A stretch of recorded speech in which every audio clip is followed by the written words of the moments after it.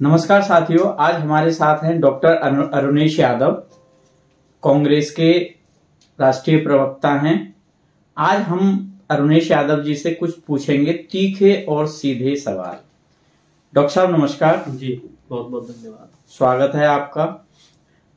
Doctor साहब आपसे सवाल है असम के मुख्यमंत्री हेमंत बिश्व शर्मा जी का। उन्होंने श्रीमद् भगवत गीता का एक श्लोक है, उसका रेफरेंस लेके लिखा है कि शूद्रों को ब्राह्मण, क्षत्रिय और वैश्यों की सेवा करनी चाहिए। आपका इस पर क्या कहना है? देखो साहब, सबसे पहले तो आपका बहुत बहुत धन्यवाद। आपने हमेशा मौका दिया बोलने का। आपके दर्शकों का स्वागत है।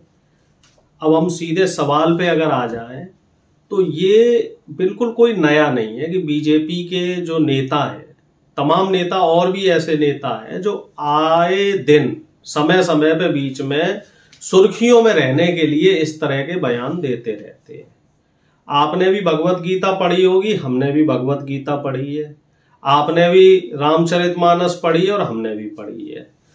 तो तमाम श्लोक होते हैं और हर श्लोक का अपना मतलब होता है। अब ये बात अलग है कि उस श्लोक से आप क्या मतलब निकाल रहे हैं।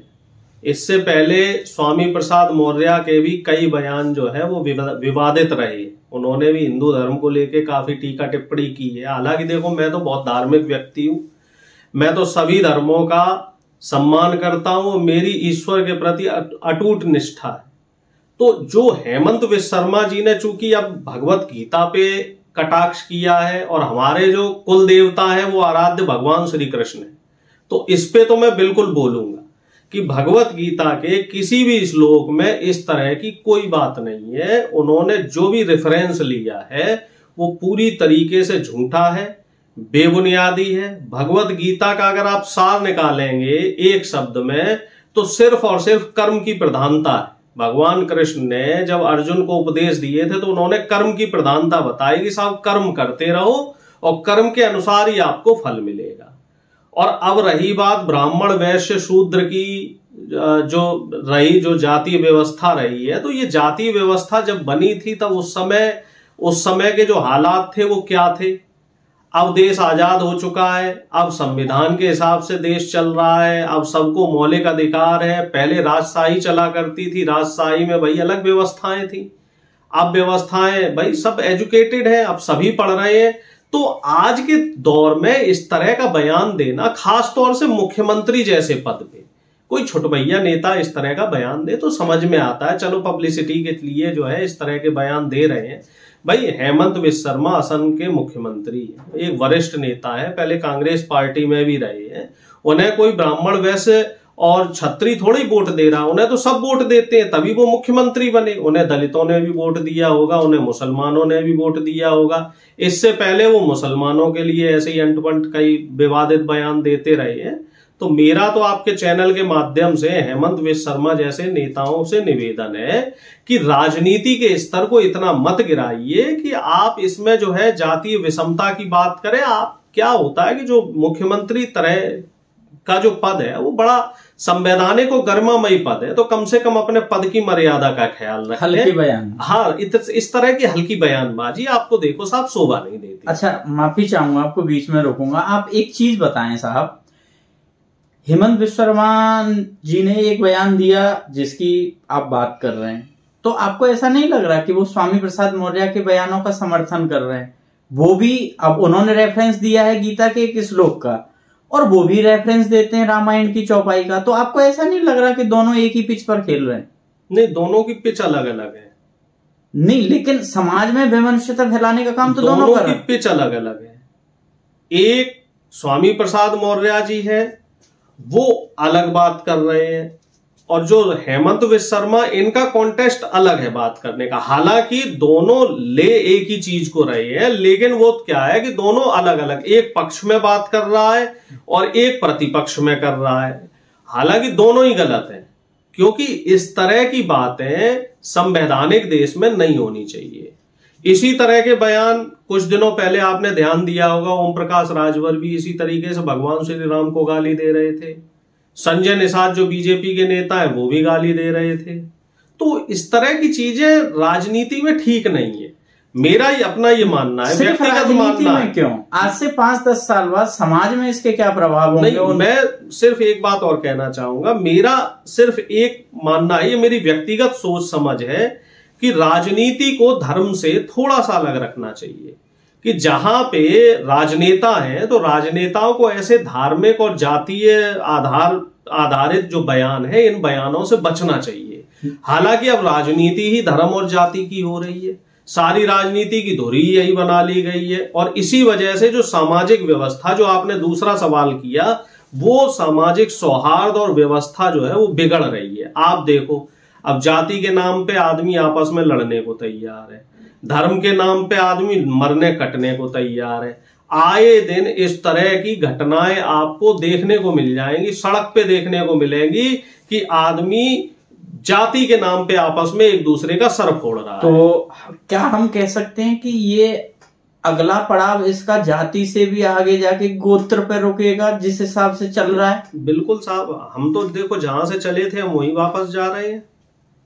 आज से 5000 साल पहले जो हमारे देश का ताना बाना था, जो व्यवस्था थी, वो इसी तरह की थी कि साहब शूद्र है तो उसका ये काम है, पिछड़ा है तो उसका वो काम है, ब्राह्मण है तो उसका ये काम है।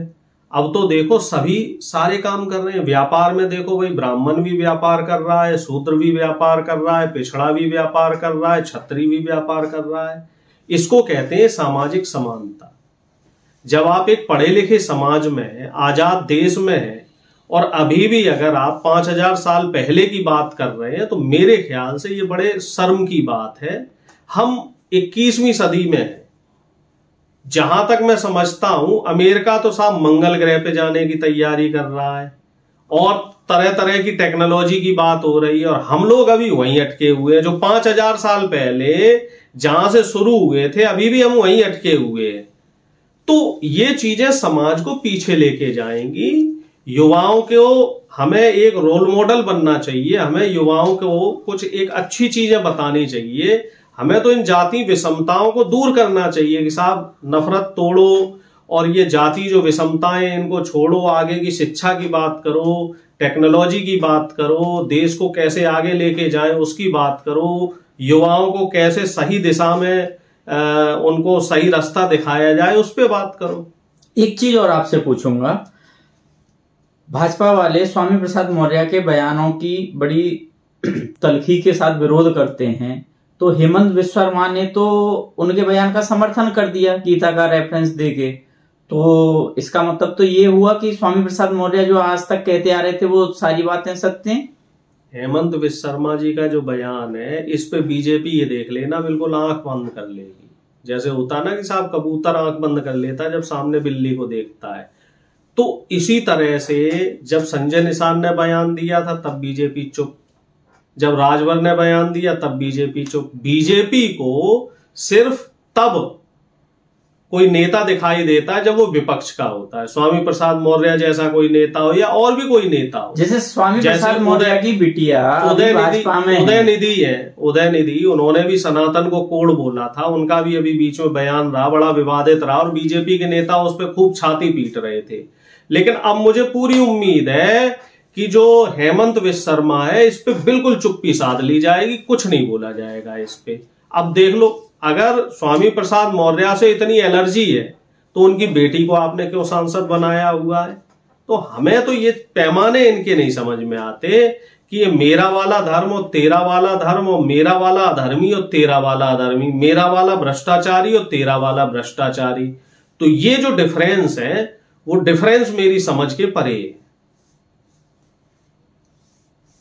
चलिए डॉक्टर साहब, हमसे आज जुड़ने के लिए बहुत बहुत धन्यवाद, और चाहेंगे कि 2024 की शुरुआत में इन सब चीजों में कुछ कमी आए, और आप जनता से अगर कोई अपील करना चाहते हैं तो कृपया। जी, मेरा आप लोगों से एक अनुरोध है कि जो जाति वैमनस्यता, खास तौर से जो सांप्रदायिक पार्टी है, बीजेपी जैसी पार्टी, तो इस तरह की जो विषमताएं फैलाई जा रही, तो इससे हमें बचना है, इन चीजों से परहेज करना है।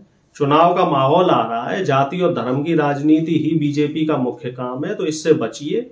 शिक्षा, रोजगार पे सवाल कीजिए सरकार से, और पिछले 10 साल का जो लेखा जोखा है उस पे बात कीजिए सरकार से, क्योंकि धर्म साहब पेट की रोटी आपको जो है वो नहीं देता है। धर्म एक आस्था का विषय है और उसको आस्था तक ही रहने दें। बहुत बहुत धन्यवाद।